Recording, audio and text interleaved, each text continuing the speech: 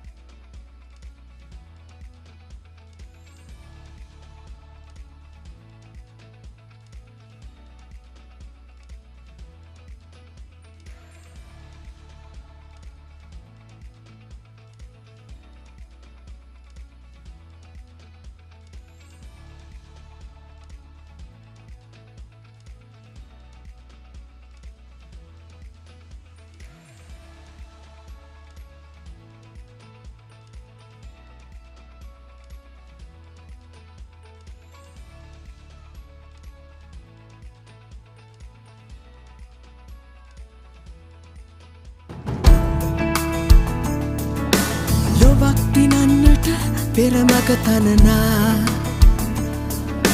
දැනුම සයුර තරණය කරමින් නිතිනා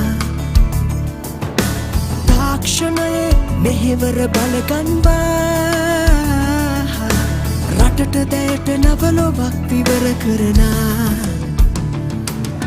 දසත පුරා නැව් දෙන්නේ සිව්ද සදිදුලන නාමේ නවලොව නව අරුණැල්ලයි ESOFT Metro Campus. විසිවසරක අභිමානේ කමින් ගමට ගෙන ආවේ රටක් සුපෝෂිත ජනයයි ESOFT.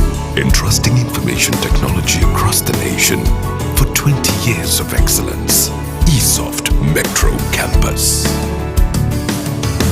නවලොව නව අරුණැල්ලයි ESOFT.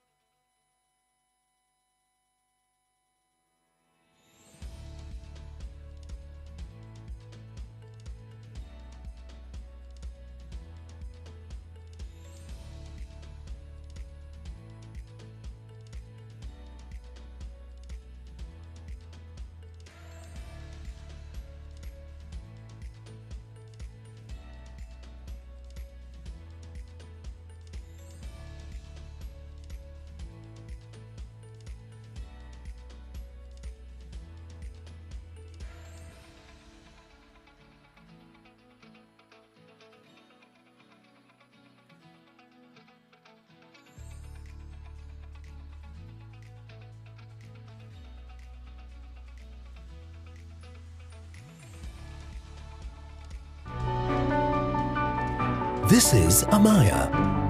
She's one of a kind in the corporate world. With exceptional leadership abilities, an inspiration who leads by example, a professional who always delivers success. How can you become like Amaya? Transform yourself with a life-changing world-class London Metropolitan MBA from ESOFT. Kingston University UK undergrad to PhD degrees now at ESOFT. This is Adith. He is one of a kind in the corporate world. With exceptional leadership abilities, an inspiration who leads by example, a professional who always delivers success. How can you become like Adith? Transform yourself with a life-changing world-class London Metropolitan MBA from ESOFT.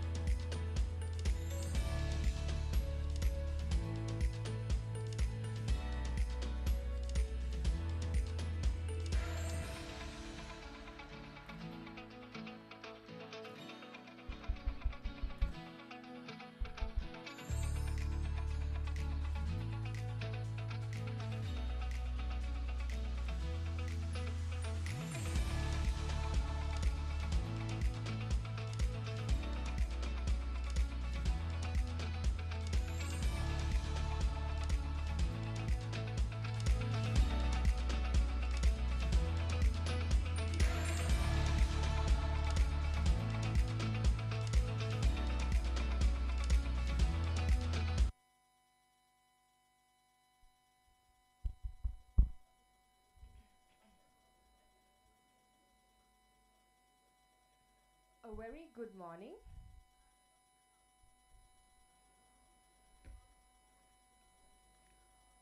We are honored to have you all here today at the first Business and ICT International Research Conference 2023, hosted by ESOFT Metro Campus.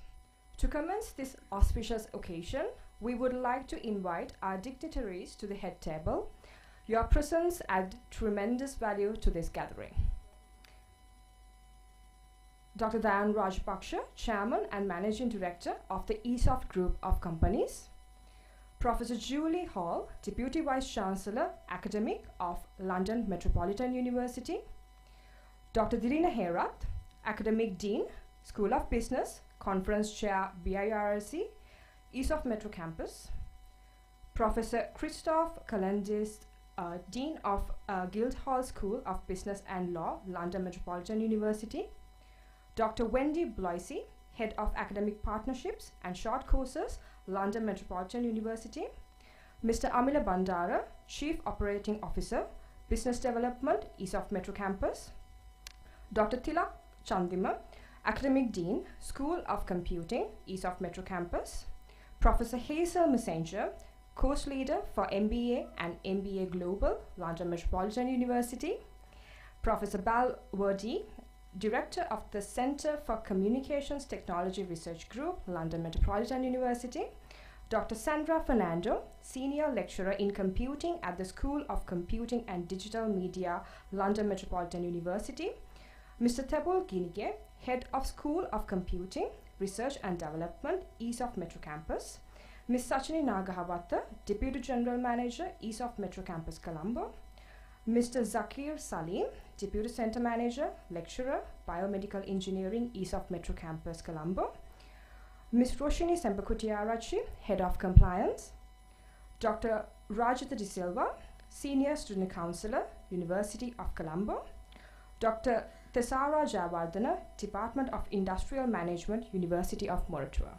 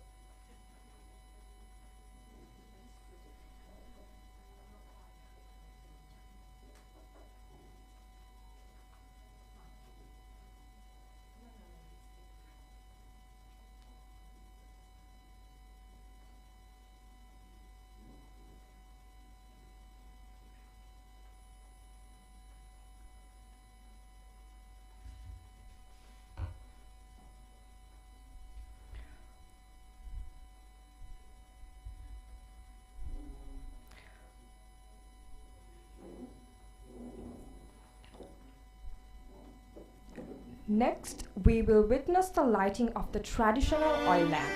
We'll kindly request the following individuals to participate in this symbolic ceremony. Professor Julie Hall, Deputy Vice Chancellor, Academic of London Metropolitan University. Dr. Dilina Hera, Academic Dean, School of Business, Conference Chair, BIIRC, ESOFT Metro Campus. Professor Christoph Kalandis, Dean of Guildhall School of Business and Law, London Metropolitan University. Mr. Amila Bandara, Chief Operating Officer, Business Development, ESOFT Metro Campus. Dr. Tilak Chaminda, Academic Dean, School of Computing, ESOFT Metro Campus. Dr. Wendy Bloisey, Head of Academic Partnerships and Short Courses, London Metropolitan University. Professor Hazel Messenger, Course Leader for the MBA and MBA Global, London Metropolitan University. Professor Bal Wardi, Director of the Center for Communications Technology Research Group, London Metropolitan University. Dr. Sandra Fernando, Senior Lecturer in Computing at the School of Computing and Digital Media, London Metropolitan University. Ms. Tepul Ginge, Head of School of Computing, Research and Development, ESOFT Metro Campus. Ms. Sachini Nagahawatta, Deputy General Manager. Mr. Zakir Salim, Deputy Center Manager, Lecturer, Biomedical Engineering. Ms. Roshini Sempakutiarachi, Head of Compliance. Dr. Rajita De Silva, Senior Student Counselor, Dr. Tesava Javardhana, Head of Department of Industrial Management, Mr. Yadava Marasinghe, Head of Human Resources, ESOFT Metro Campus, Mr. Indika Pereira, Head of Sales and Marketing, ESOFT Metro Campus, and Mr. Mohammad Sinan, Chief Financial Officer. You are invited to light the oil lamp.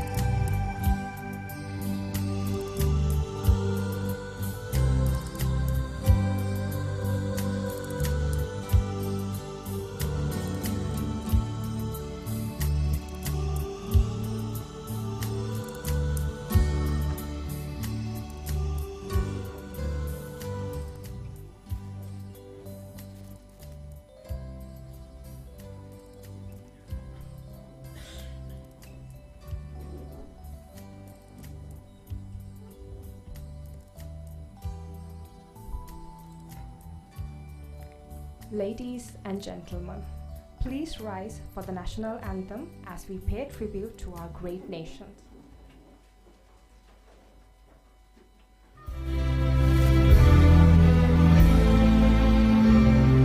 Sri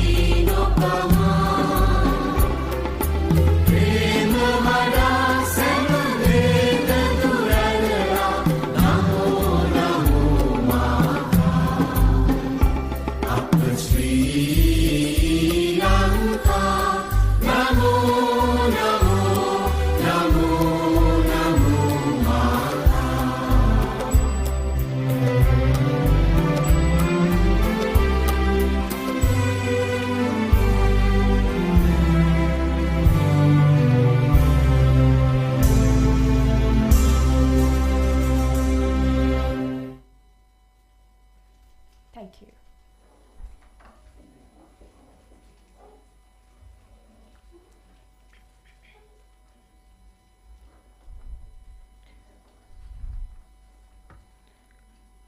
The goal of the inaugural annual research conference of ESOFT Metro Campus's Research Conference 2023 is to disseminate new knowledge discovered through research carried out by the various universities' academic community.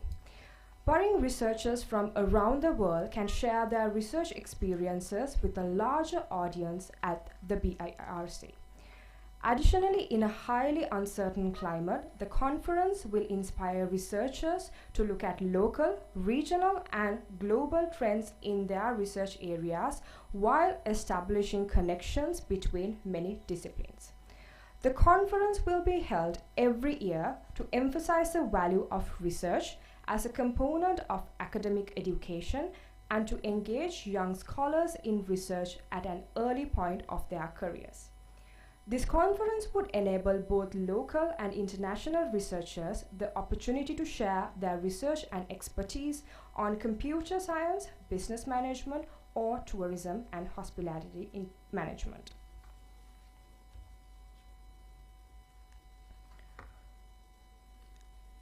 I now have the distinct honor of inviting to the stage Dr. Dilina Herath, our distinguished academic dean at the School of Business, ESOFT Metro Campus, and the conference chair for this prestigious event to extend his warm welcome to the gathering.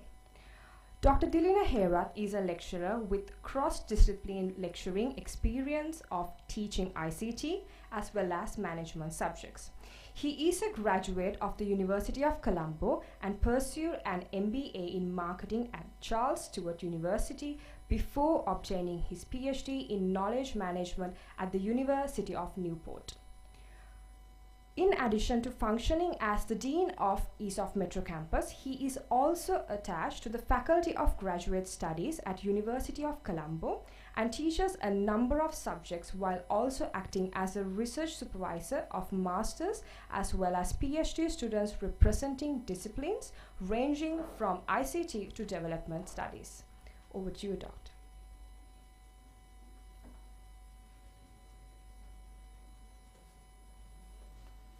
Thank you, Therini, for your wonderful introduction. Good morning to you all. Our guest of honor for the day, dear Professor Julie Hall, Deputy Vice Chancellor Academic of London Metropolitan University. Our keynote speaker, Professor Christos Kalanfridis, Dean, School of Business and Law, London Metropolitan University, and other distinguished guests, various academics representing different institutions, universities, and presenters and other guests invited. I would like to take this opportunity to give a warm welcome, because this is a milestone for ESOFT. This is the very first international business conference being conducted by ESOFT Metro Campus. So it's a privilege and an honor to be here addressing you all.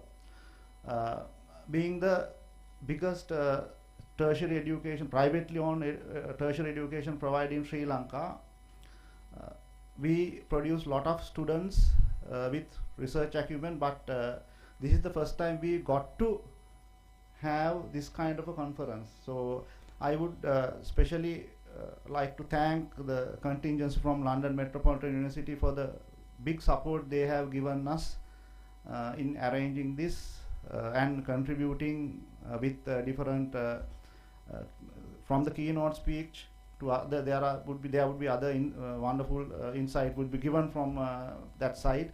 So I have to thank, because they came all the way from UK. So I think we should give a big round of applause for them for being here. Okay, so thank you very much. So our conference theme, shifting from pandemic to resilience, so has been particularly chosen to reflect the contemporary challenges we are facing now, because as you know, most of the countries in this world, they are still recovering from pandemic. We are still not out, because I think you have experienced in recent years. So we think that the answer would be there in new knowledge creation, right? Research, how we have to get out from this situation. So it's my sincere hope that the discussion and presentation going to take place during next few sessions, the technical sessions, would give you insights on how to make things better. So actually our academic panel is here to make your presentations better. So your next step would be, this is a conference, so you can use this opportunity as a milestone, it's a stepping stone, right, to get your publication published on international journals. So I sincerely hope that could happen. So don't stop here, keep on publishing. That's my request anyway. So I always tell this. I hope that this made this conference a rewarding experience for you all, inspiring new connections, sparking creativity, and leaving us with a renewed sense of purpose in our respective field we have chosen. So it can be marketing, it can be IT, it can be anything. So please make sure, keep on researching, keep on publishing.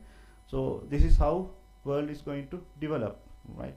Okay, so anyway, I like to take this opportunity to acknowledge a few people. Most valuable contribution made by Ms. Hiranti Ratnayaka, our conference secretary. She did a lot of work actually.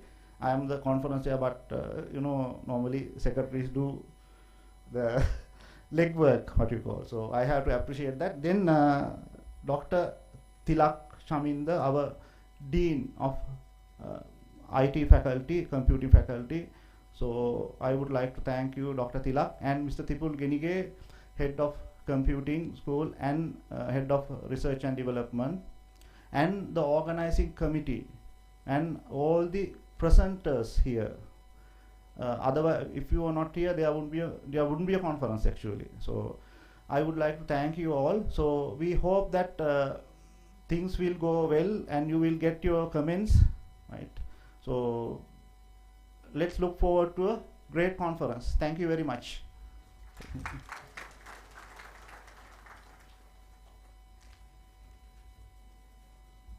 Thank you, Dr. Dilina. It is indeed an honor to have with us today Dr. Wendy Bloisey, Distinguished Head of Academic Partnerships and Short Courses at London Metropolitan University. I would like to extend a warm invitation to Dr. Bloisey to gracefully share her invaluable insights with our esteemed audience. Dr. Wendy Bloisey is the Head of Academic Partnerships and Short Courses, London Metropolitan University. She obtained her PhD at the University of Manchester. She is a university lecturer and an author. She has over 21 years university lecturing experience. Over to you, Dr. Wendy.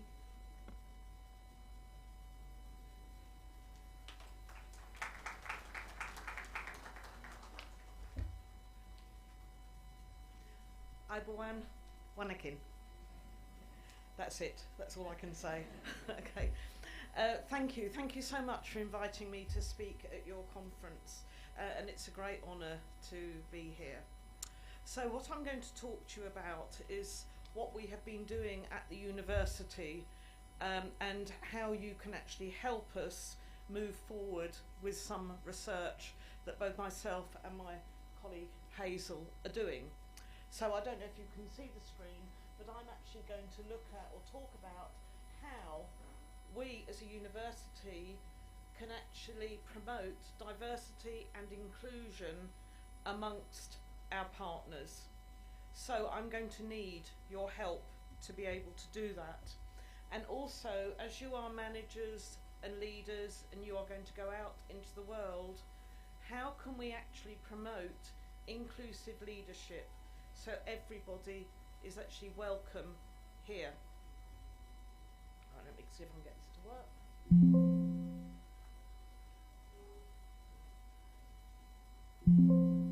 Right, we're stuck. Okay. So why do it? What's the point? I imagine you all like to be included. I imagine that's why you're here, because you are part of the university, you're part of society, and your voice matters. And we want to actually hear that voice and value you as individuals. And we will be stronger if we actually do that as well. And the way we're doing that in London is what we call education for social justice. So everybody matters and everybody's views are important. And that will actually enable success and enable you to participate. So our education for social justice is about accessibility, enabling you to actually come participate in lectures, seminars. It's also about inclusive assessment, being able to actually do everything that you're meant to do to succeed. It's about inclusive leadership, which I will go into in a bit more detail. And it's about identity, personalisation and reflection. And also critical theory and pedagogy, how we actually put it across, and relationships and the psychosocial environment. I'm not going to go through this, but what I am going to talk about is we have golden threads running through our curriculum at the university, and we are really want social justice. We want students to be empowered. We want people to be empowered, because if we do that, they go out into the workplace and they make society better. Inclusivity, enabling engagement, and also accessibility. that making sure everything is accessible for our students. Now, I'm not actually going to look through this, but this is our key aspirations. And one of the things that we do, what I want to concentrate on, is actually inclusive leadership, because this is where you are going to come in as you go out into the world as managers and leaders in society. So this is really an approach that actually values diversity, it values inclusion, it ensures that we actually listen to everybody, and it goes beyond simply acknowledging that we are diverse, that we are different, and it's actually asking for your views, asking for your participation, and that is very, very important in society, because if we are valued, we do better, we succeed, we lift the economy. And when we actually talk about inclusive leadership, it is about equity and improving equity among everybody. So there are quite a few strands of this, and again, if you want to, you can read up about it, and I can give you the references later. So one is embracing our differences, and this is where I'm going to need your help, because I need to know, what are they? What is it that we should be valuing? Creating inclusive cultures, and I think Sri Lanka has done that really quite well, of bringing everybody together and valuing everybody. But we need to think, is there anything else we can actually do for that, to that? We want to promote equity. We want to challenge bias and stereotypes. What do you see with me standing here? What are your thoughts of who I am? Are your assumptions correct? When I look at you, who do I see? What are my thoughts? Are they correct? So it's challenging it and treating people as individuals. And it's about listening actively. As you go out as leaders, as managers in the world, you need to listen to what people are saying, actively hear them, not just in one ear, out the other, and come out with the same that you've always done. What do people want? Continuous learning, leading by example as well. Cultural competence, understanding what is around us. And if ever you've looked at any cultural training courses, a lot of them come out of America, and it's very much, oh, these people do this, these people do that, these people behave in this way. That's not true, is it? We're all different, we all do things differently, we are all the products of our culture, and it's actually understanding what that is. And accountability as well. We need to be accountable for our actions and what we do, and we need to be able to go home at night and say, yep, I've done my best, I'm actually going to be the best person that I can possibly be.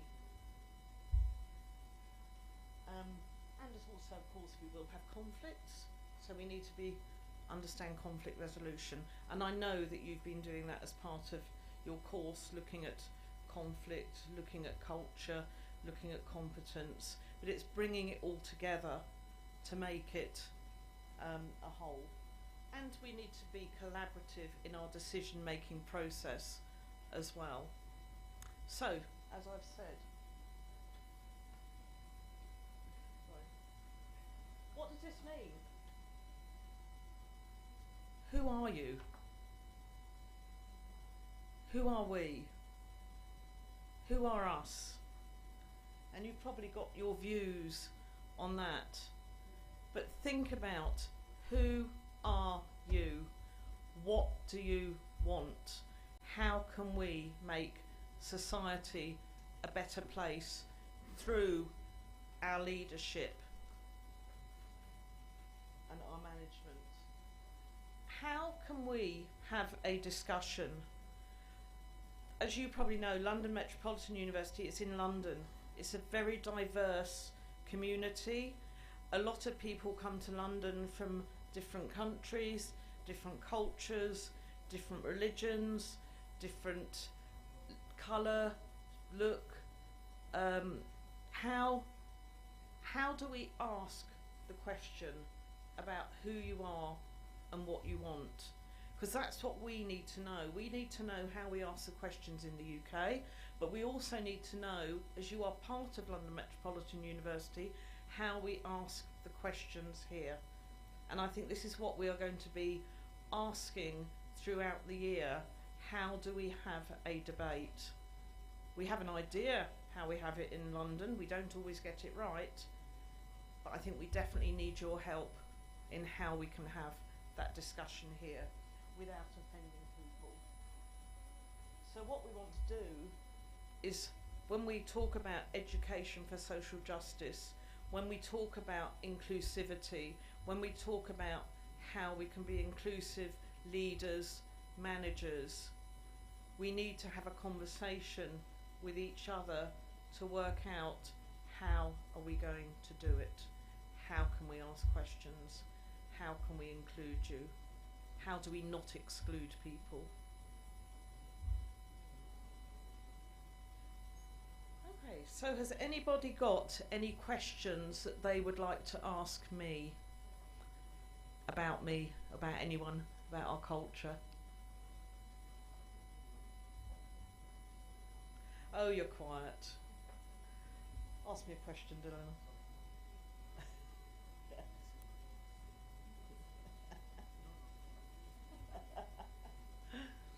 All right. So what we're going to do then, throughout the afternoon, we will be talking to you and we will be asking you, what does it mean? What does it mean to you? And how can we actually improve what we're doing in the UK? Because we know the history of Sri Lanka. Well, we think we know the history, we know our view of the history, but what is your view of the history? And how can we make it better so the country goes up, comes through the difficult crises that it's been through and moves on, and how you stay here to make it a better place rather than just going somewhere else. Okay, that's it.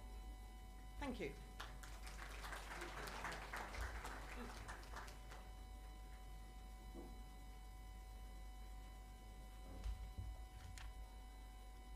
Thank you, Dr. Bloisy. At this juncture, I am pleased to extend a warm invitation to Dr. Sandra Fernando, a senior lecturer in computing at the School of Computing and Digital Media at London Metropolitan University. Dr. Fernando will guide us on an integrating expenditure entitled to a PhD journey. Dr. Sandra Fernando is a senior lecturer at the School of Computing and Digital Media and holds a PhD in computer science. She has over 15 years of experience in the academic sector and software industry. Dr. Sandra's academic knowledge and teaching experience were gained at Goldsmiths College, the University of Greenwich and Lewisham Southwark College. Dr. Fernando, over to you.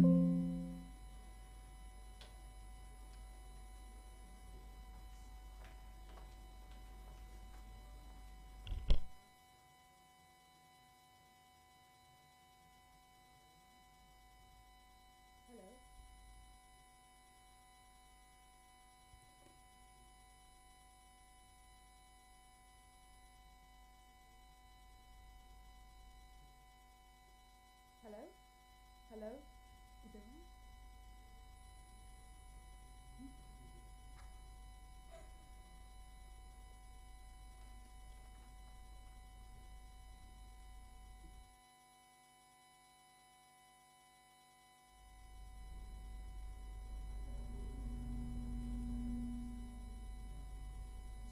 Hello? Yeah. Good morning to you all. I'm Dr. Sandra Fernando. Today I'm representing London Metropolitan University, School of Computing and Digital Media. Probably some of you know me and have guessed I'm also a fellow Sri Lankan. So my talk is about PhD journeys. We picked that topic because we want to promote research in ESOFT. But I hope this talk will inspire all the students who dedicate their time, resources and passion to a wonderful education journey. More than often, a PhD is a lonely place to be, muddled up with presentations, ideas, and juggling between your supervisor's expectations. If you are not too careful, it can break you, but most importantly, it can transform you to a well-rounded human being.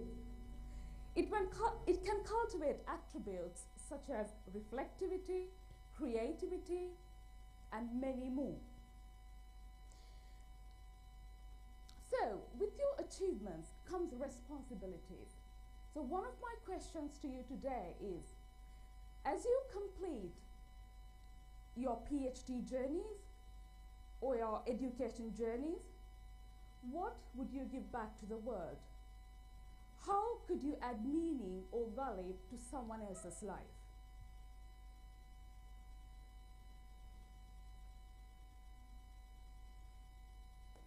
So I'll be touching on few areas: academic relationships, trusting your instinct, originality and rigor, benefits of a PhD, and giving back. So 10 years ago, I was just like you, fearful, not knowing what to do. Thought another qualification would be my ultimate redemption. Then I had a chance encounter with a blind student in a local college that I taught. He was brilliant with a lot of study skills, but needed a lot of support with diagram drawing. So that was my aha moment. That was the start of my PhD, 8-year-long part-time PhD journey. So I started researching a computer-aided drawing technique for blind people so that they can do scientific diagram without a support of a support worker. Now, I started my PhD later in life. Often when you finished a PhD or a difficult education journey, you talk to your friends as if it was a sequence of events, but it's never that. You would have many diversions, you would go round in circles until you find your way of learning. Now hold on to that, what inspires you when things get difficult.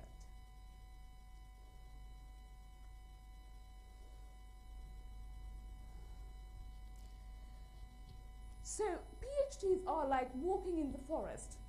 Often students think your supervisors know it all, but that's not true. You're becoming a niche of a very particular field with the support of your supervisor. So take in charge. Make the best use of your supervisor meetings. They are not mind readers. So tell exactly what you want your PhDs to be. And make connection, and get to know like-minded people in industry, and know who to go in the absence of your supervisor.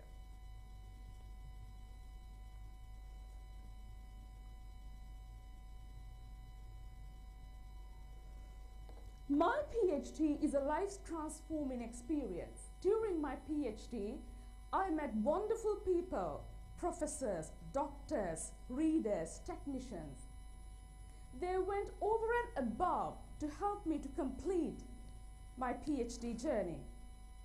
Some of them helped me to break down my complex idea into simple bite-sized pieces so others can relate. I participated in international conferences and published in journals.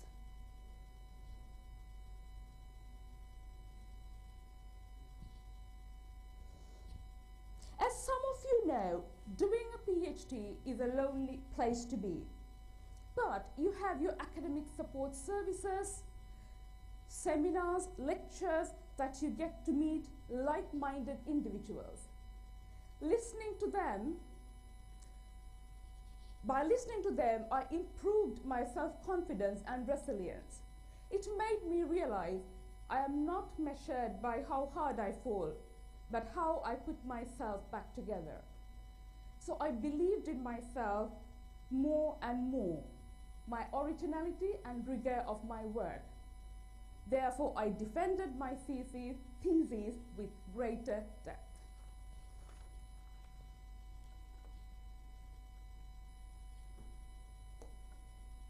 You matter, your research matters, and your health matters. Speak to people. Chances are they can help you to solve your problems. And don't underestimate your health. When you move, your body moves through ideas. Also, going back to your supervisors, don't be fearful of questions. You will get questions such as, so what? What's the purpose? I was molded by tough conference and journal questions. But no, your answers do come in silent times.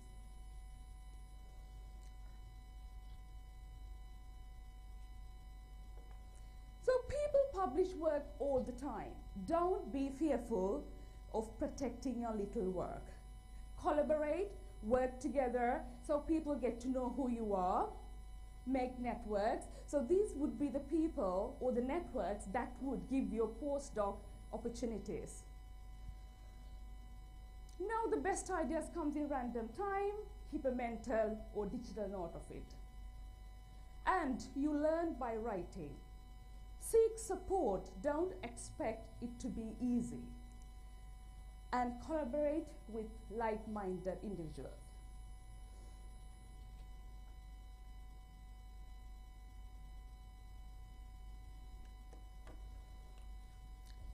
So the benefits of a PhD. It makes you a well-rounded individual. It forms you, it hardens you. With all that tough days and times comes with it. It opens up opportunities, not just in academia, but research and development in many, many industries. It makes you an expert problem solver, because you will be tackling issues every day that you never knew existed. You will be viewed as an expert. People perceive you clever. Shows how dedicated you can be to solve a niche problem to a greater depth. You learn to communicate better with clarity, logically,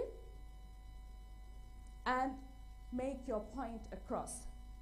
It shapes your identity. Knowing that you dedicate your time to a very important problem or research item to you, you would have to say no to your inner circles, friends and family. Right, so my final slide. PhD is not your final goal. It's just the tip of your iceberg. For many more problems to solve, to add knowledge, with work collaboratively, not just to survive, but to thrive for an empowered future. As I said before, I'm a fellow Sri Lankan. I value resilience, freedom, thinking outside the box, but still be kind. It's a great privilege for me to share my story today, to tell you that nothing will stop you.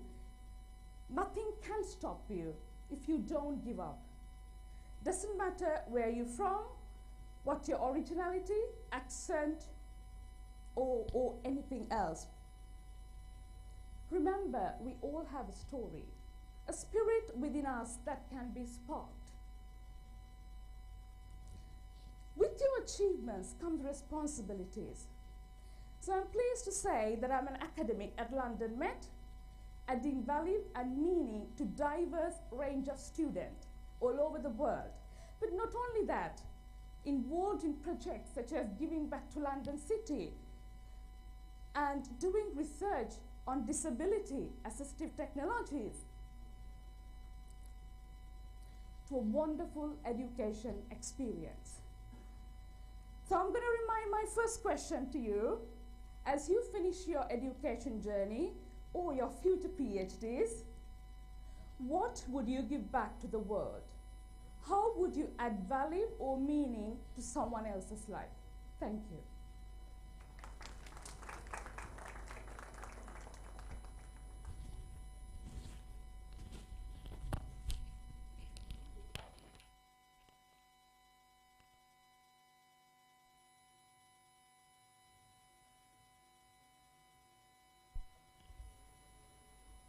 Thank you, Dr. Fernando.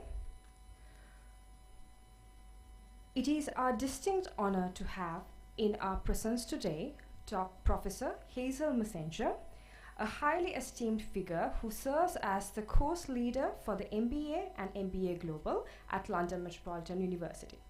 Professor Messenger will now address our audience, enlightening us on the topic of the development of purposeful professionals through postgraduate study. Professor Hazel Messenger is a highly accomplished academic with extensive experience in higher education. She currently leads the MBA programs at Guildhall School of Business and Law at London Metropolitan University. Prior to this, she held various roles at the University of Hertfordshire and the University of Middlesex, focusing on educational development, academic partnerships, work-related learning, teaching, and research. In 2016, she spearheaded the redesign of the MBA program, emphasizing collaborative leadership development, earning recognition from peers in higher education.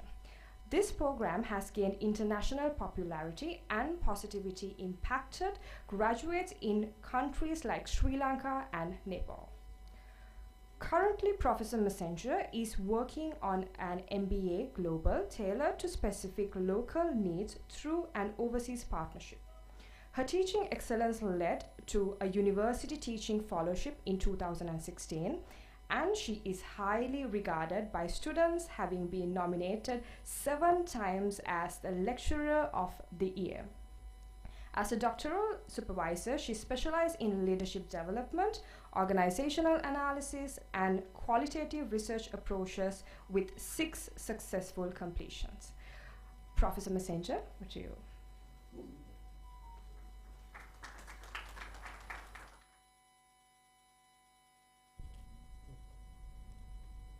Is that, oh good. Hello everyone. I'm actually now the course leader of the Doctorate of Business Administration, but we'll talk about that in a moment. I'm delighted to be here. I've been working with colleagues here in Sri Lanka for 10 years, and I'm now very happy to call them colleagues and friends. And we've done a lot of good work together. And Sandra, you're saying you got a doctorate later in life? I'm going to have to disagree with you. Mine is a very late career doctorate. I became a doctor 10 years ago, and I was invited that year to work with Sri Lanka, and the doors opened. So for those of you that are doctoral candidates, the struggle to get your doctorate may seem insurmountable, but you will do it, and then you start to take opportunities that open up to you. So good luck for your journey.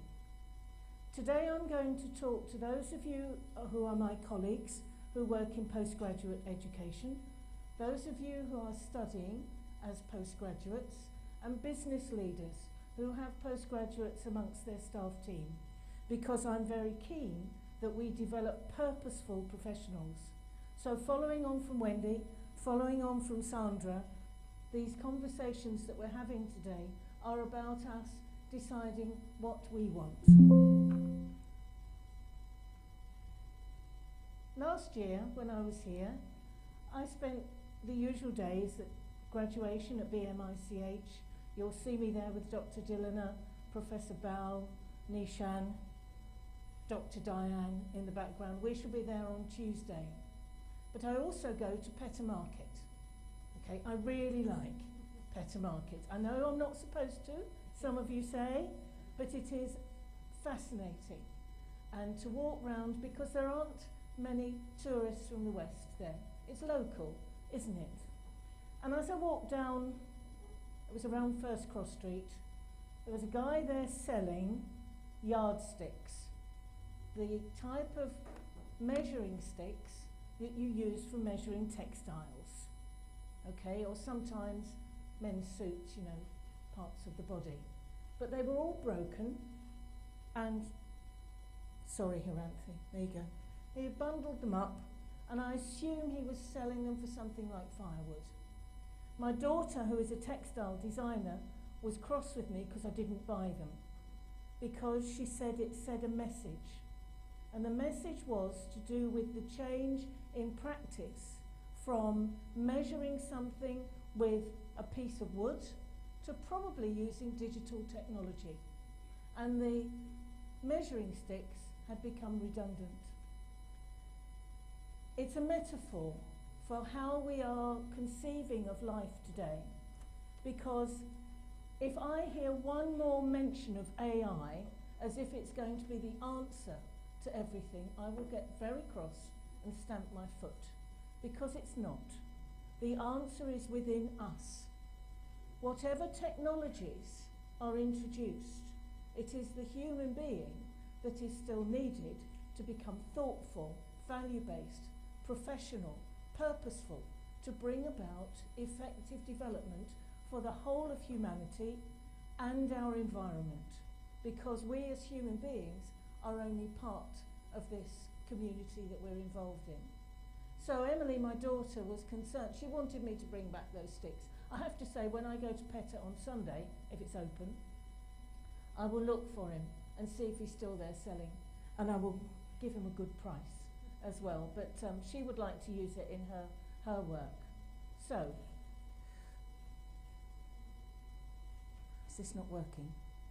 No, okay. So a purposeful professional.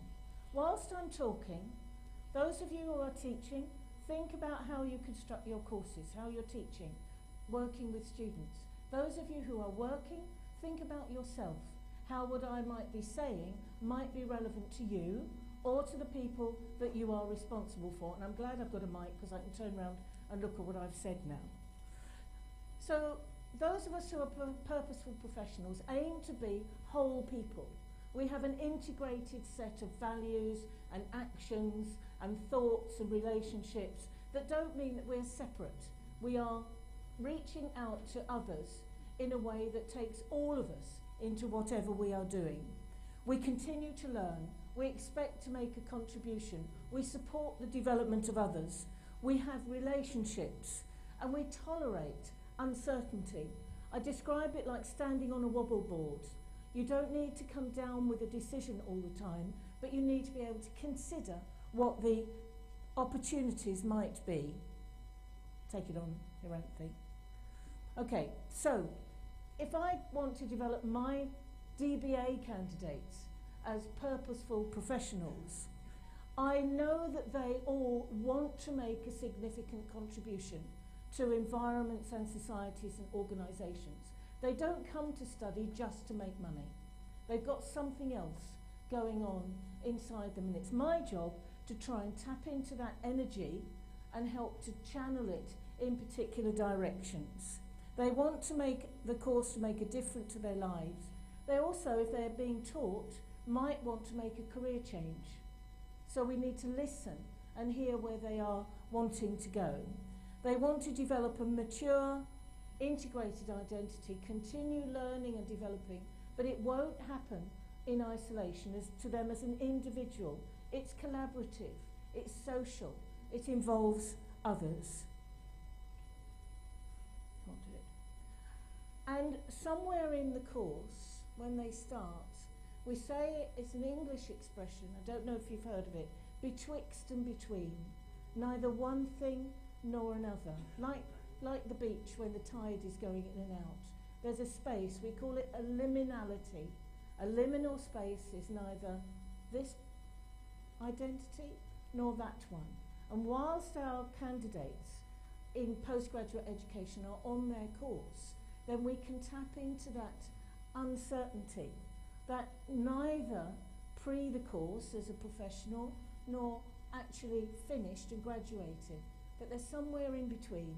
And there's a lot of energy in that. And that is something that we can all, whatever our role, even if it's about ourselves as individuals, tap into and try things out. And if someone offers something, then you say yes. So 10 years ago, when someone, and it was Dr. Wendy, said, Hazel, would you like to work in Sri Lanka?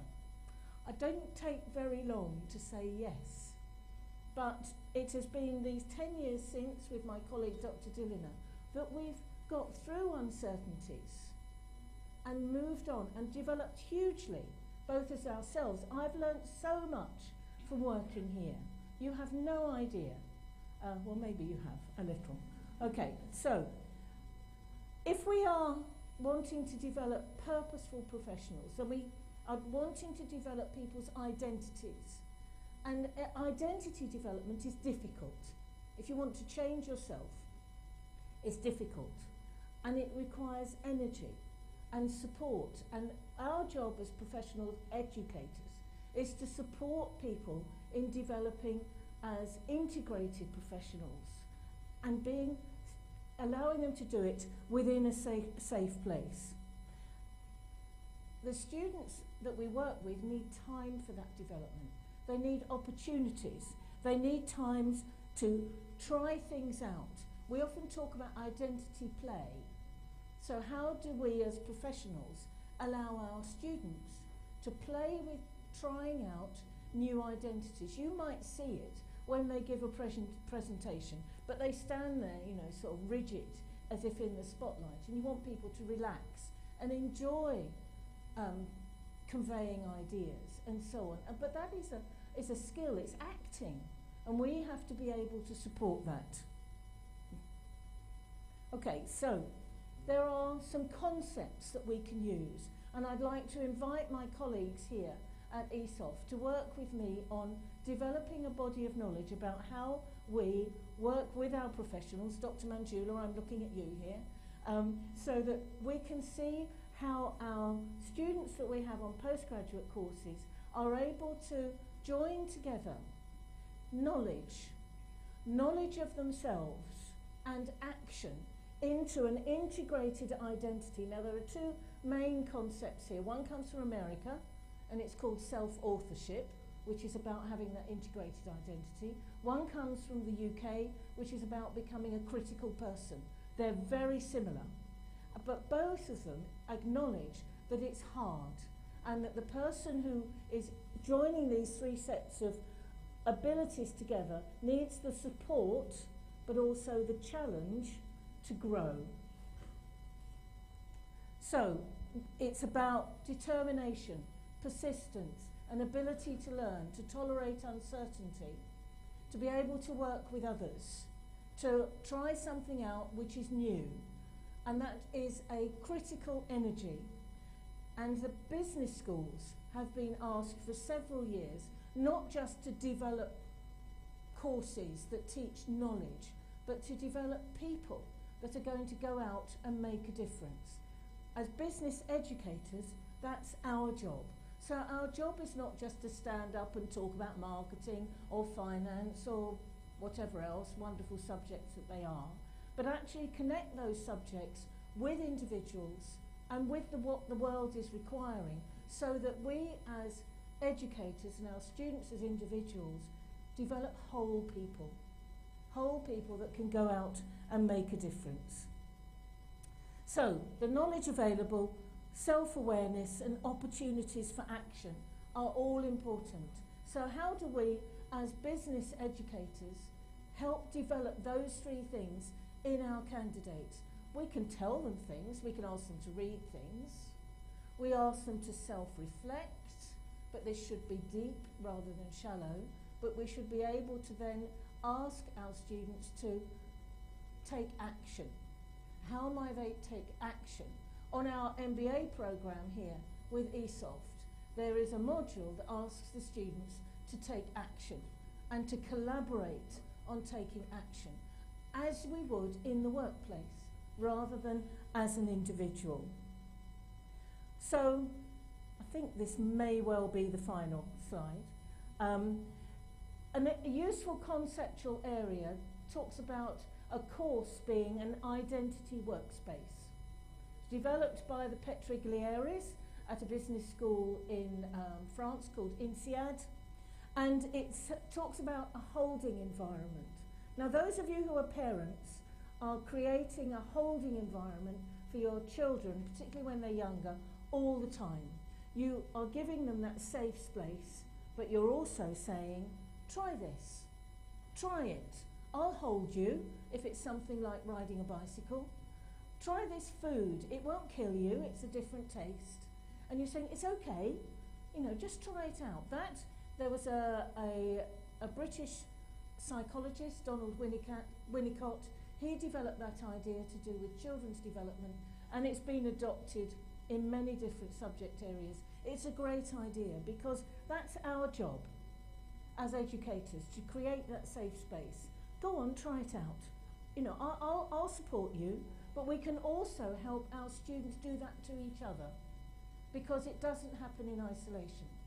And the Petrigliaris said that a holding environment, this safe space for identity work, remember we're wanting to create purposeful professionals, has three main areas that characterize it. One is that there are conceptual frameworks that the individuals can use to look at how they are developing. How do I compare to these standards in this particular area? It might be standards to do with being a marketing executive, okay, created by Slim or something like that. It might be something to do with digital literacy. There is an Open University framework that helps you see how you are developing in terms of digital literacy. So there's one area. The second one is a community that provides a supportive area, supportive environment and space where people support each other. There is is it Latin? I think so. There's a word, communitas. It means we're all in this together.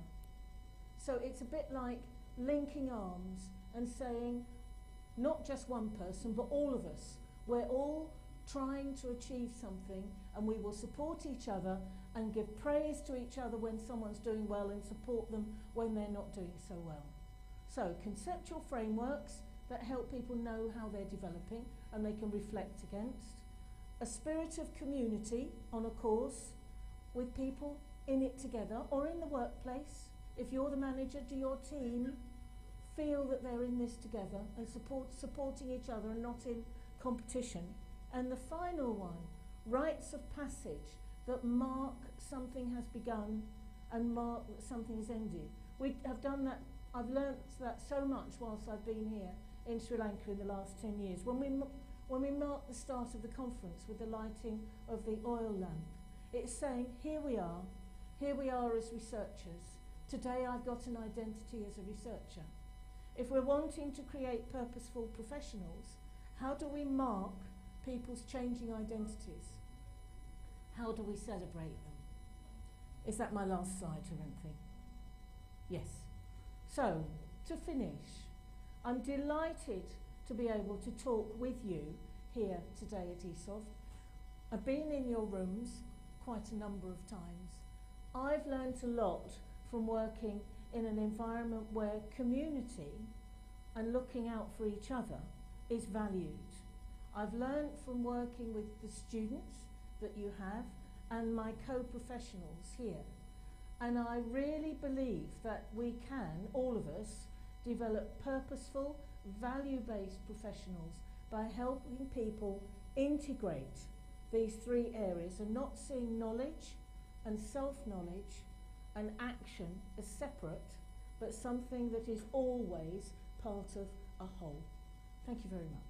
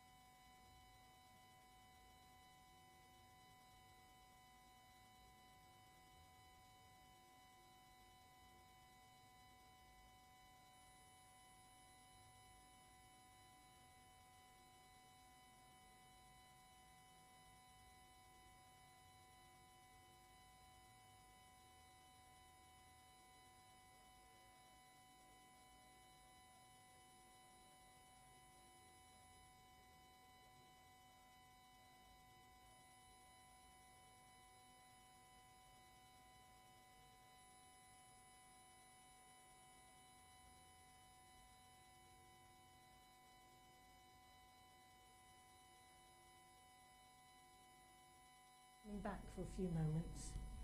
Facebook is a wonderful thing, and I'm very privileged to have colleagues here at ESOFT who are my friends on Facebook, and I know that the next speaker has been very busy in the UK over the last few days, and he's on his way from the airport at the moment. So you've got me for a few more moments.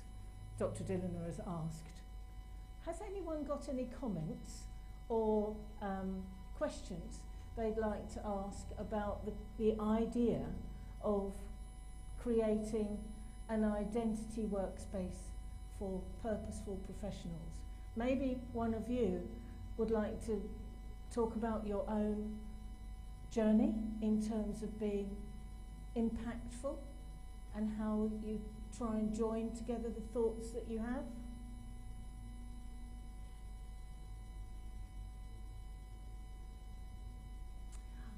I have to say that I use this approach with my own doctoral candidates. So I have 10 professional doctoral candidates. They are all more mature, if you know what I mean. One of them has started his doctoral journey at the age of 69. Okay? So it does turn you grey doing a doctorate. But this guy, I'll tell you a little bit about him. He is a venture capitalist, but he is also an international judge for Olympic sport. And he's doing his doctoral research on whether governing structures in international sport are fit for purpose. So he's joining together two parts of his life. Is there nobody that's going to help me out here? I'm looking around the room at people I know.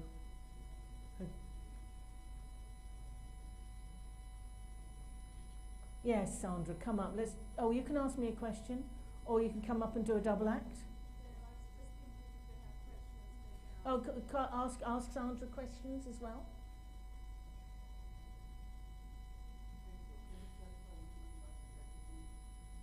Identity. Well, we all have multiple identities.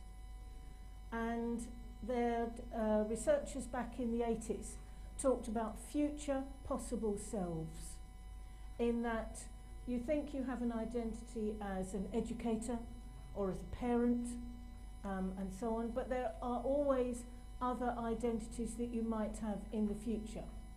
And it may well be of being someone who is able to bring about change. I'm let's say a change maker. I didn't know that 10 years ago, but you develop expertise and knowledge. So it's about having that open attitude to life and individuality not being fixed, that it's fluid. So therefore, as educators, so that is an area in psychology, that identity is not fixed, that it's possible to change. We often see that in our younger students, don't we? They come to us having a set of qualifications that may not be as strong as they had wanted them to be, but we know that through encouragement, support, and structures and confidence, that someone can begin to be much more confident in their academic study and bring about huge changes for themselves. So that would be one example. So creating an environment where identities can change can be anywhere: undergraduate study, in the workplace, professional study, postgraduate study, in the home, etc. But it's largely about the environment, because if you're somewhere where someone says no, you can't do that. Who do you think you are to believe that you could be that person? Okay, don't be stupid. That is what you were meant to be. Okay, you can't get any different, any better, etc. And so our job as meaningful adults is to enable others to be able to develop themselves. Because for any of us who are trying to work at becoming something new, Sandra talked about her PhD journey, we have enough talk inside our own heads of whether we're worth it, whether we can do something, without someone else giving us that talk as well. So we're trying to silence that nasty person in our head that's saying, who do you think you are?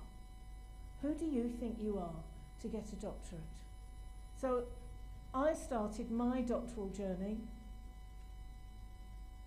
as I say, I got my doctorate 10 years ago, and then it was 5 years before that I started. I'm not giving any games away, okay?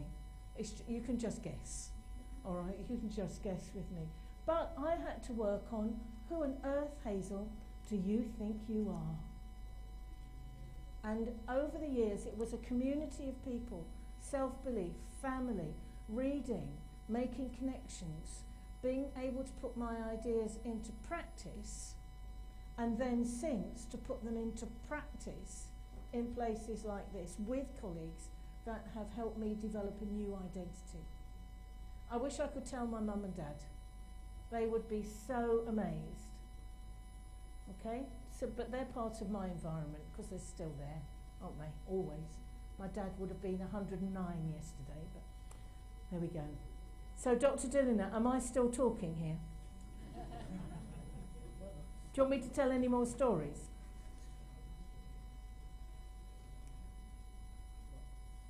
Got Dr. Wendy coming now.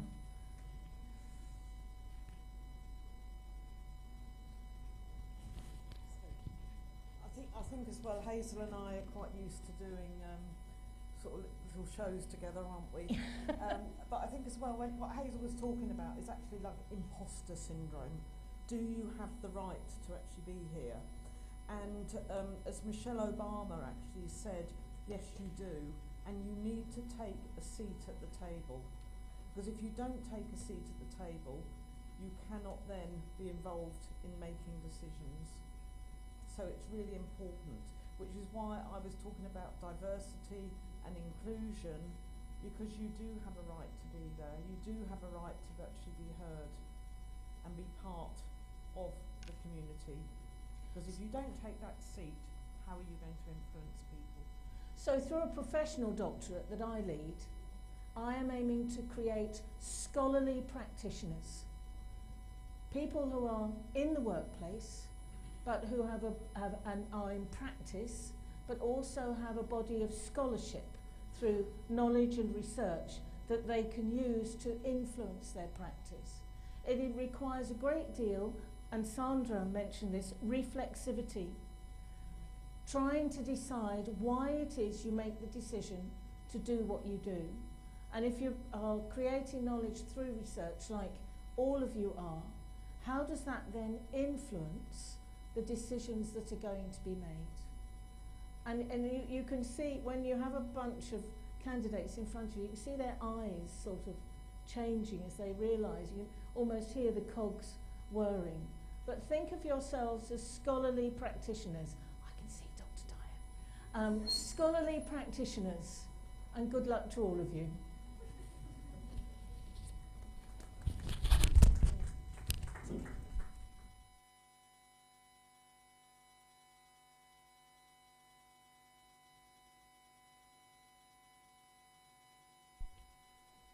Thank you, Professor Messenger.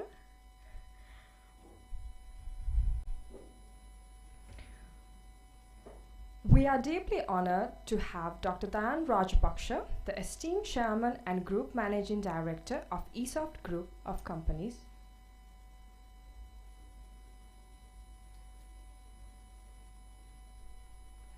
Apologies, there has been a slight change in the agenda.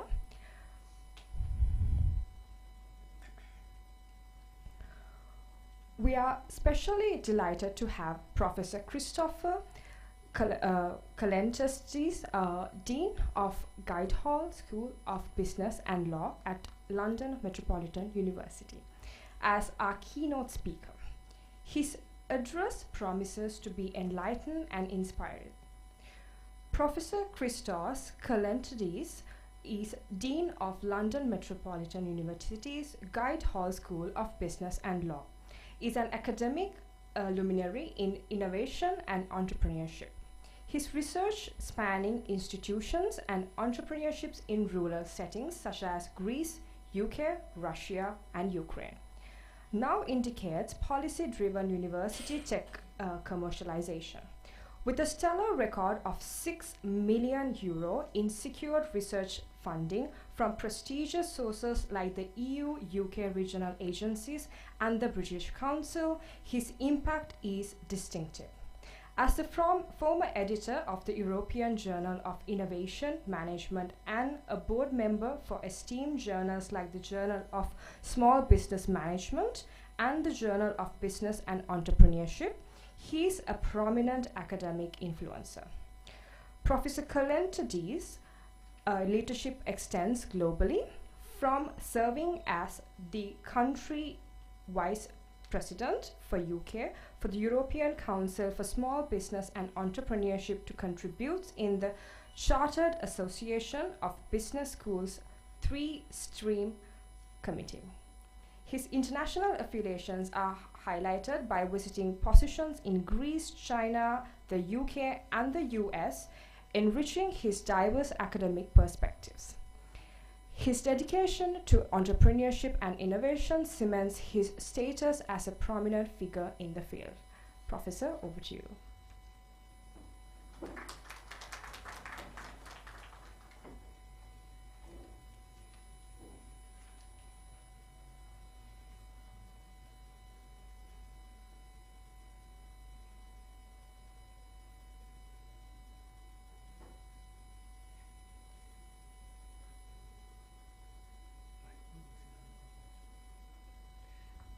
So, to begin with, I'm delighted to be here, and I'm really grateful to the organizers of this conference for inviting me here to talk today.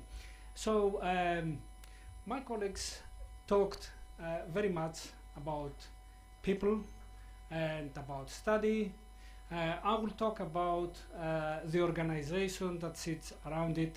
I will talk about business schools, and because I'm an economist by training, economists, we have a bad habit. We take things too literally.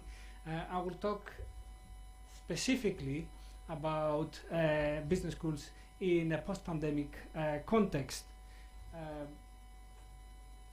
A few things about business schools and the challenges that kind of faced business schools in the past 20 years or so. And see, I'm in danger now of revealing my age, Hazel.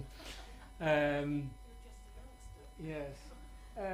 The dual challenge of legitimacy from other disciplines as well as relevance from industry.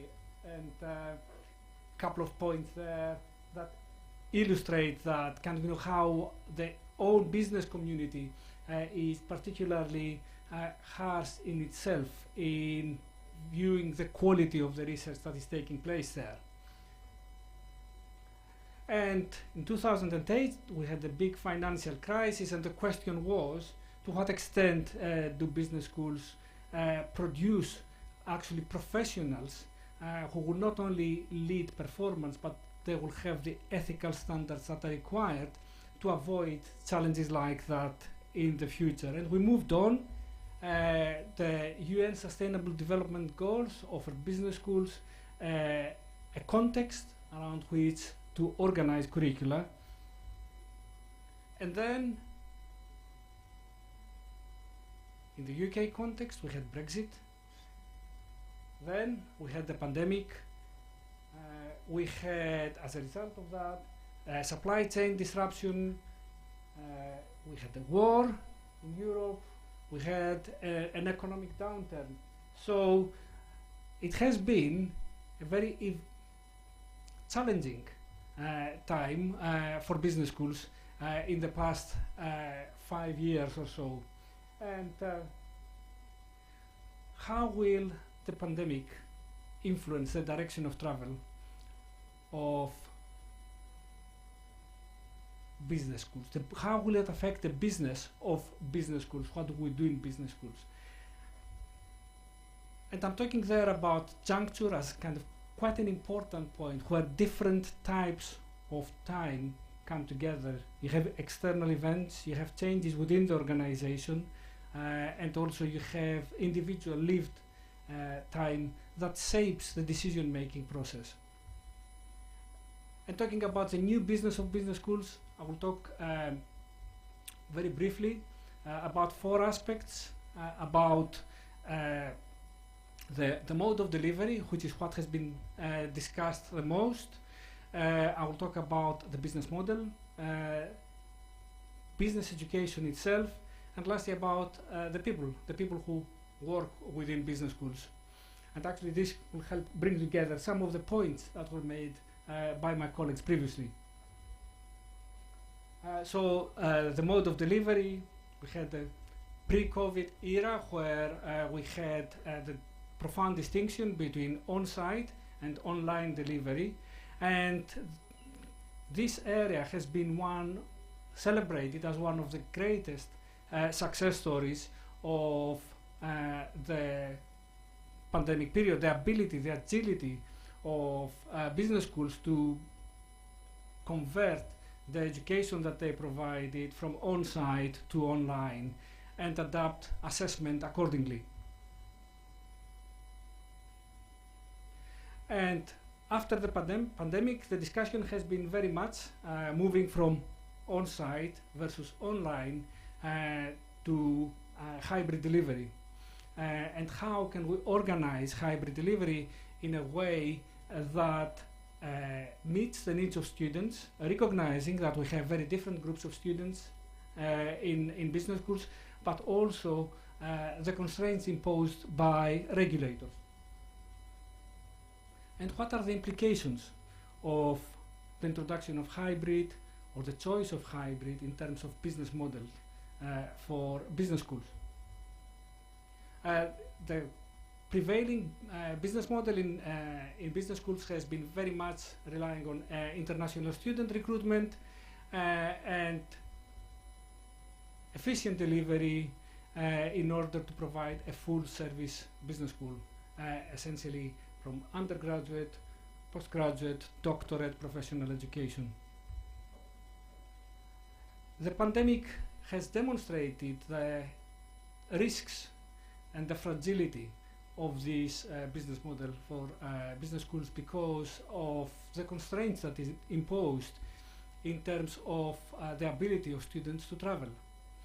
And actually what it demonstrated very much the path that was chosen from ESOFT and London Metropolitan University, the strength of having collaborations and delivery of business education in different countries. And as a university, we place very significant importance in our ability to do so.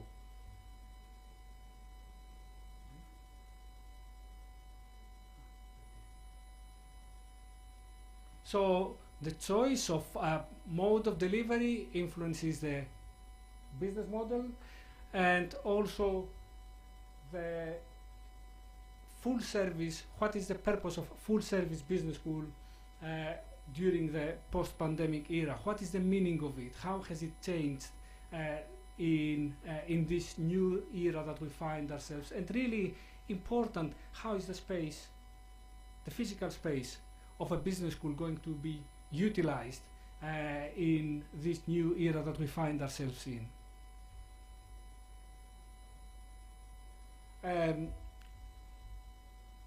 Business education, the focus of business education was very much creating leaders who will produce commercial success for organizations, for the organizations that they worked. The content was very much Western Western business context, and really the pedagogy that was used was overwhelmingly kind of, the type of lecture seminar type of approach. And kind of the pandemic has resulted in very significant changes in how we do things and poses a number of questions. Whose business education is it anyway? The ability of students and businesses themselves to shape the curriculum and the importance of creating around business schools an innovation ecosystem or a learning ecosystem that will allow students to engage with practice during their period of study here.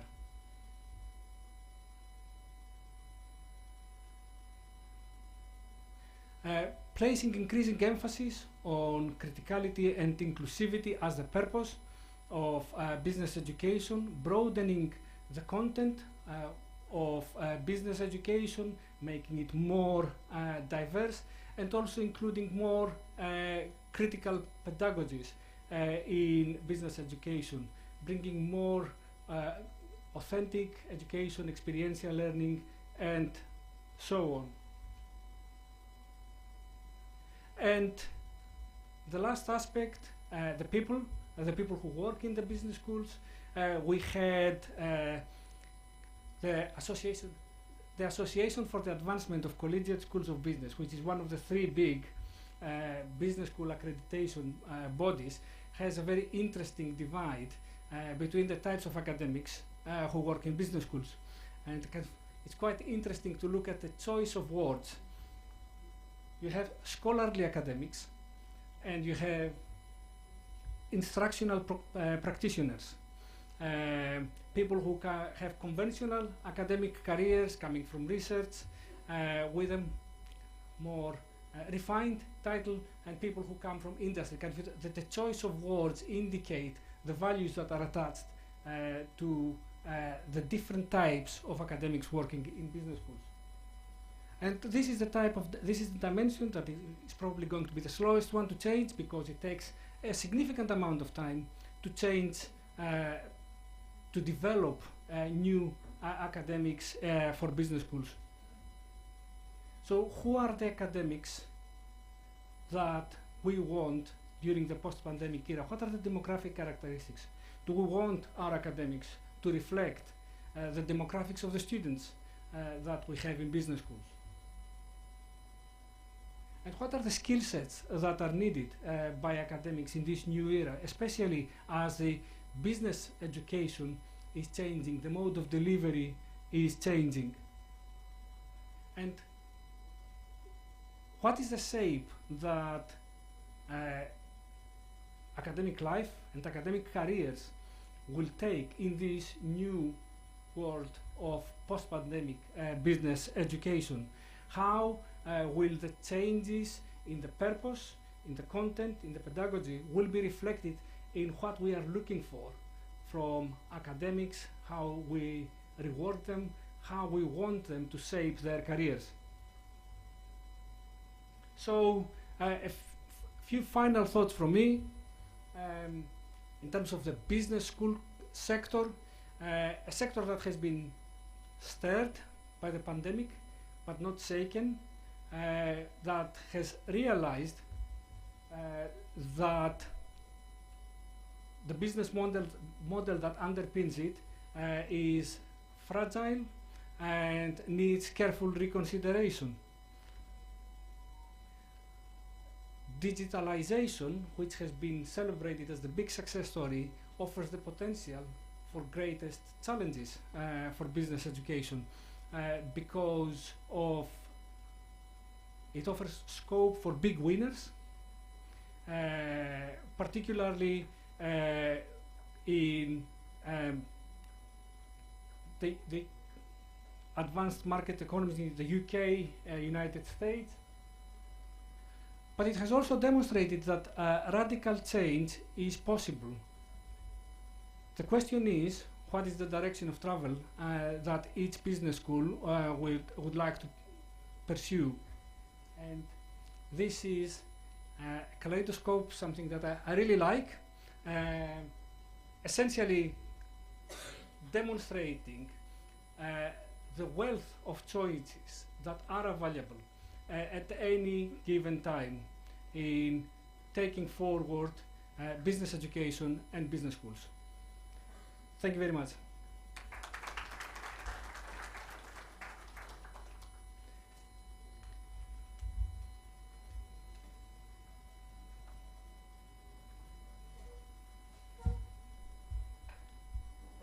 Thank you, Professor.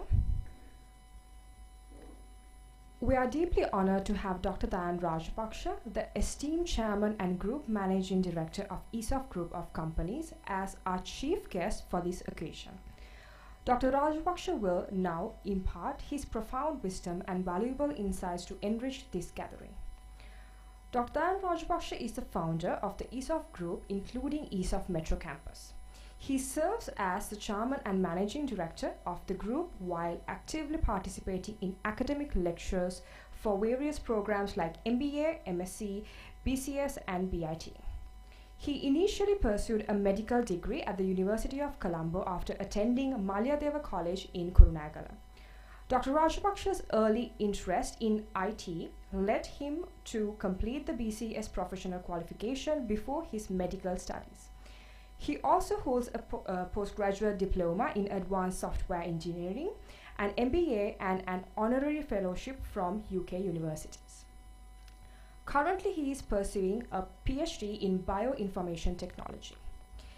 In addition to his academic pursuit, Dr. Rajapaksa is known for his volunteer work with organizations like the Computer Society of Sri Lanka, where he serves as president in 2015 and 2016. He has also had various roles in other associations such as the Malyadeva College Colombo OBA and the Colombo Medical School Alumni Association. In 2021, Dr. Rajapaksa received 2 prestigious awards from the Federation of Chambers of Commerce and Industry of Sri Lanka, earning recognition as the Entrepreneur of the Year in the extra large category with both professional and national gold awards. Dr. Rajapaksa, over to you.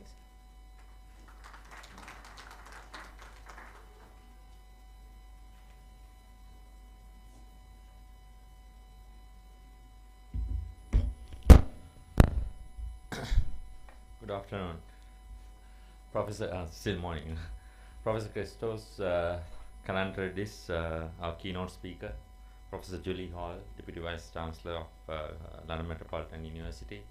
Other colleagues from London Metropolitan University, and our deans, faculty members, researchers, students, well-wishers. I think I'm delighted today. This is to see that ESOFT Metro Campus has started the first official research conference, the Business and ICT Research Conference. I think this was a long due initiative. We had, I mean, even pre-COVID, we had some kind of plans, but however, those plans washed out because of the current challenges, those days different challenges that we had. So at last now we have initiated, so this has to be an ongoing initiative. Annually we hope to do this because we have a responsibility to initiate research culture in a higher education institution. Because if you take ESOFT Metro Campus, how we started as a very small vocational training institution, and then started offering various other degree level programs with franchise programs from various universities. But then in 2019 we were recognized by the University Grants Commission as a non-state degree awarding institution. So which is actually that now we have to, I mean, we all academics here must understand that that you are now working in a very important academic institution who should set the trend rather than just, you know, do the normal learning and teaching thing. So that is where the research plays a vital role. I see that actually private higher education in Sri Lanka is still probably it is at its infancy, right? Although we have been existing in 23 years, maybe there are a few other institutions which are a little older than us. But however, we have a long way to go in private higher education. That is, you know, I know that how many university establishments that UK is having. So they exist in an ecosystem. I mean, there's no now in Sri Lanka, of course, if you see most of the institutions are trying to see how you can increase your market share. But then you don't need to compete with others to increase your market share, right? If you differentiate through innovation, come up with more demanding qualification, which is having a demand now or demand what you see in the future, then there is no necessity for us to have competition among the providers here. We need more.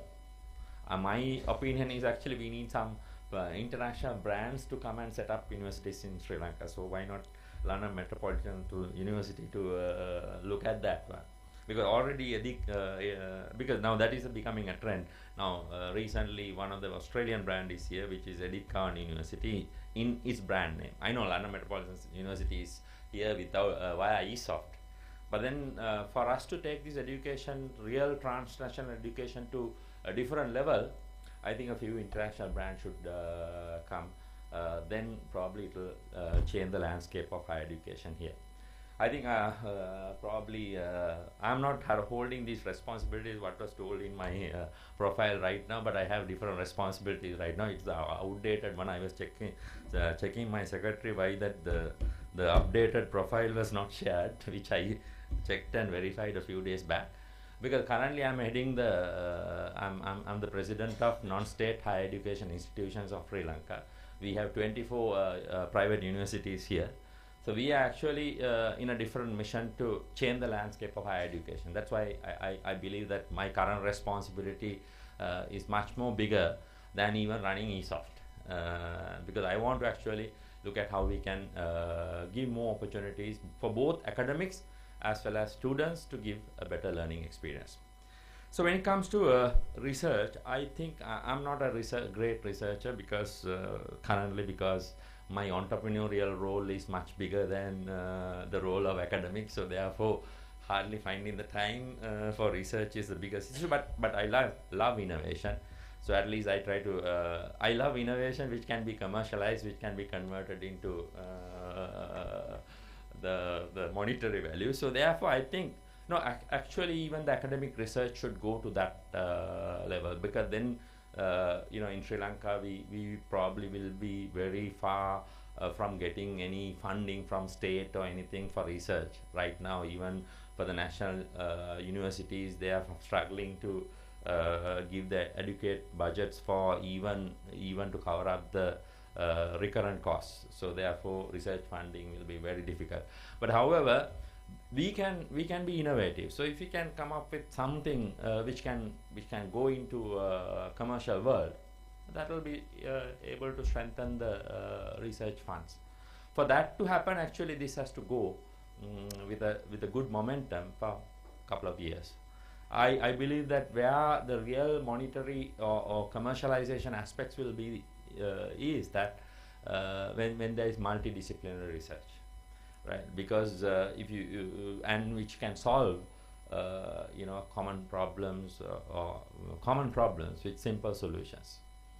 I found some time back, he was a Sri Lankan but graduated from Morato University. He was actually an engineer. He graduated as an engineer in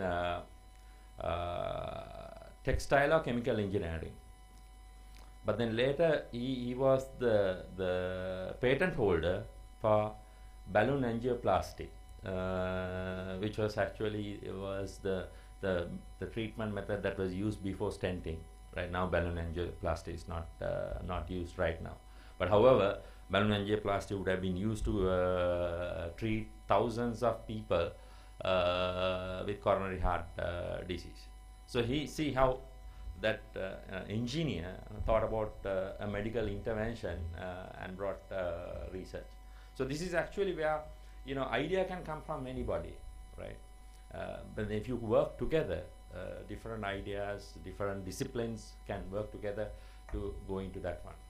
So I think I'm happy that the outcome of this effort and thanks a lot to all the heads of the department for pushing this and getting this through, because I know that starting something like that is not easy, because when it is not in your culture, it's difficult. But when it becomes a culture, naturally, I hope that the next year there will be more more interested people to come and present papers and write, do publications here, because then the quality of the work will improve, right? What I'm talking about is, for example, actually when you have some idea, if you want to protect it without patent, easiest way to protect your idea is actually defensive publishing, which is actually publishing in a journal.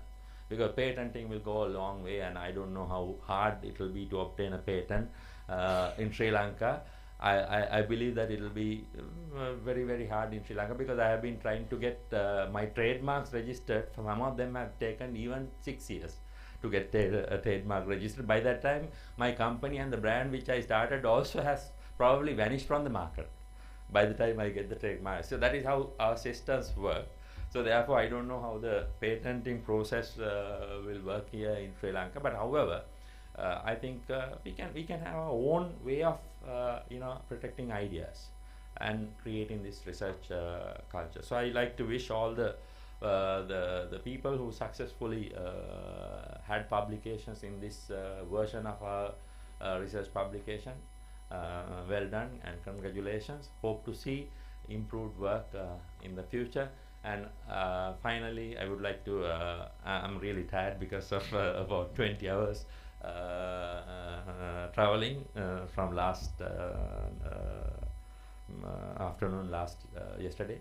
But however, when Dilina told me that actually I missed out in my schedule that this conference is today, and I had booked my flights probably today, and then I had to change the flight to come because I have to be here, because I only initiated and pushed these people that we must do this year. So thanks a lot, and we hope that this trend will continue. And thanks a lot for all the academic team from London Metropolitan University giving your fullest support to inculcate this culture at ESOFT campus. Thank you. Have a pleasant day.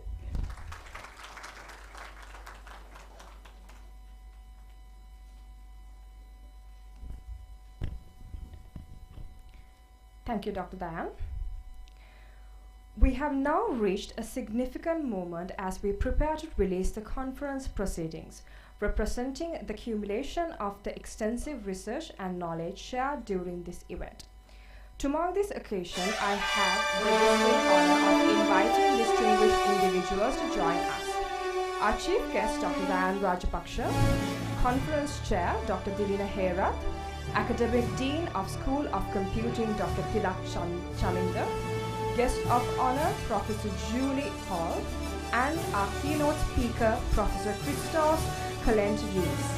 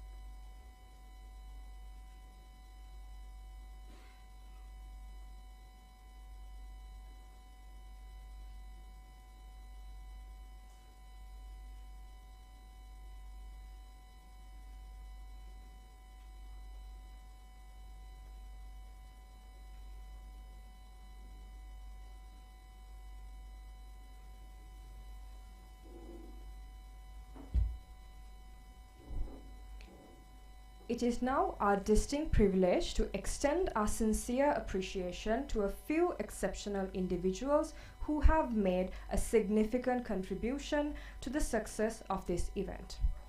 First and foremost, I would like to invite our chief guest, Dr. Dayan Rajapaksha, accompanied by Dr. Dilina Herath, to join us on stage.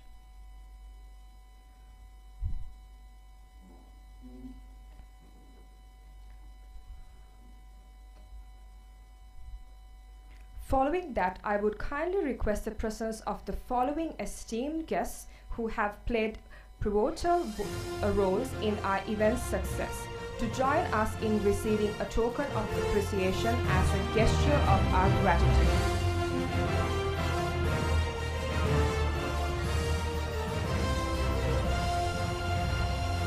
Professor Julie Hall, our esteemed guest of honor.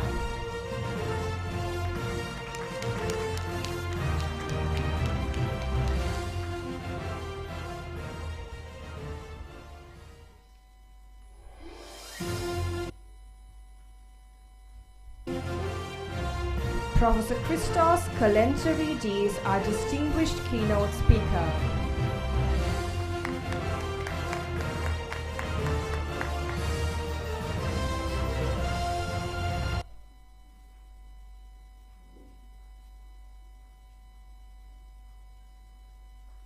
Thank you, Dr. Diane. Thank you, Dr. Dilina.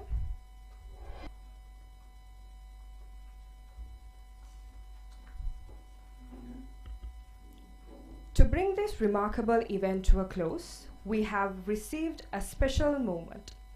It is my pleasure to announce that we will now proceed with a vote of thanks, a heartfelt expression of our gratitude. I would now like to invite Ms. Hiranti Ratnayaka, the Conference Secretary of BIIRC 2023, to deliver the vote of thanks.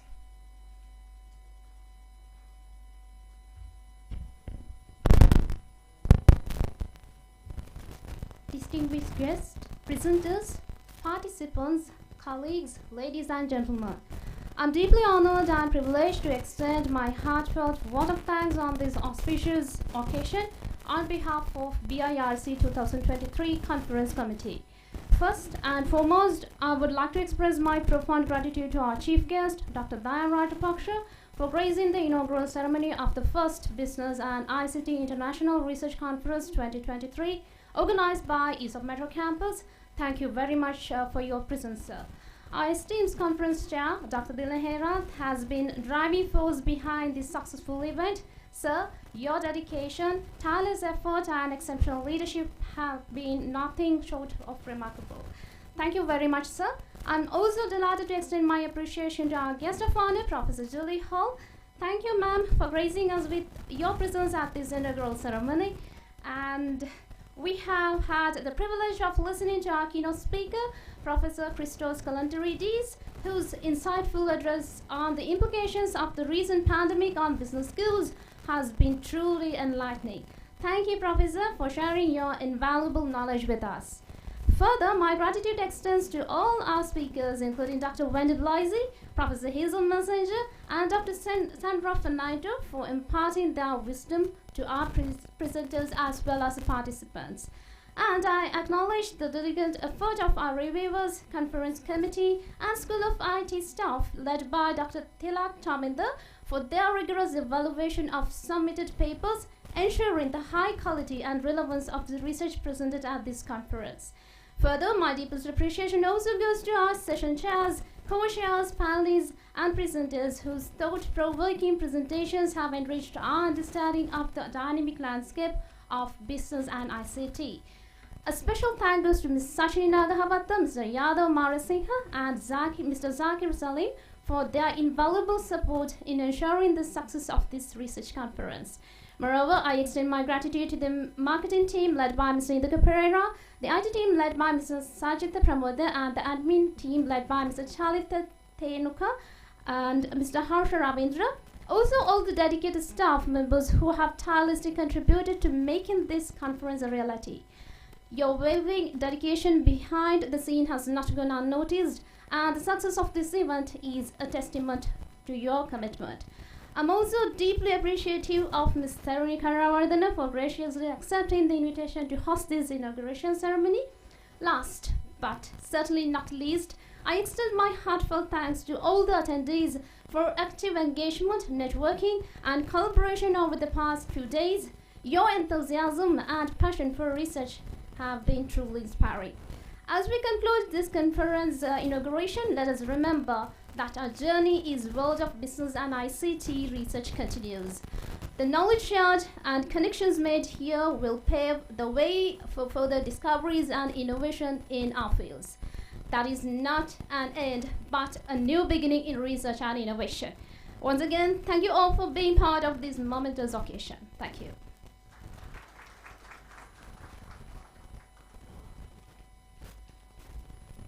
Dear dignitaries, at the head table, esteemed panel members, distinguished presenters, and esteemed participants. Before we proceed to the next session, I would like to extend a cordial invitation to each of you to join us in front of the head table for a group photograph.